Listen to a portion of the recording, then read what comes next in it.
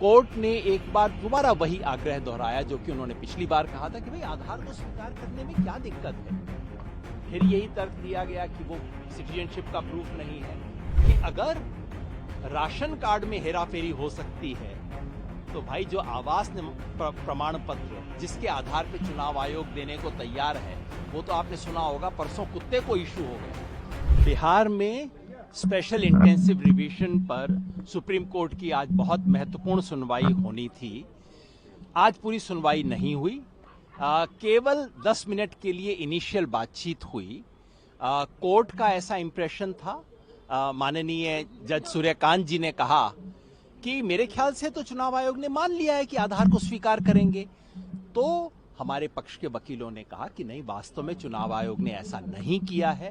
चुनाव आयोग ने अपने काउंटर एफिडेविट में कहा है कि हमें ये स्वीकार नहीं है, और इसके ऊपर कुछ बातचीत हुई, और उसके बाद ये तर्क हुआ कि कौन से डॉक्यूमेंट स्वीकार किए जाएंगे, नहीं किए जाएंगे।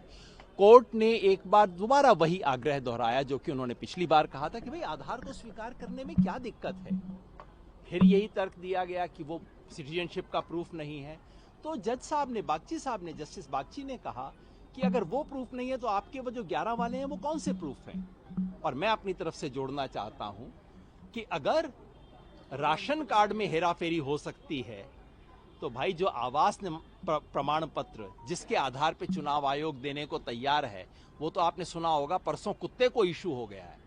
बिहार में कुत्ते के नाम पर निवास प्रमाण पत्र इशू हो गया। आप चाहें तो मैं आपको प्रति दिखा देता हूं। वो चुनाव आयोग को स्वीकार है और राशन कार्ड स्वीकार नहीं है, आधार कार्ड स्वीकार नहीं है। ये क्या चल रहा है?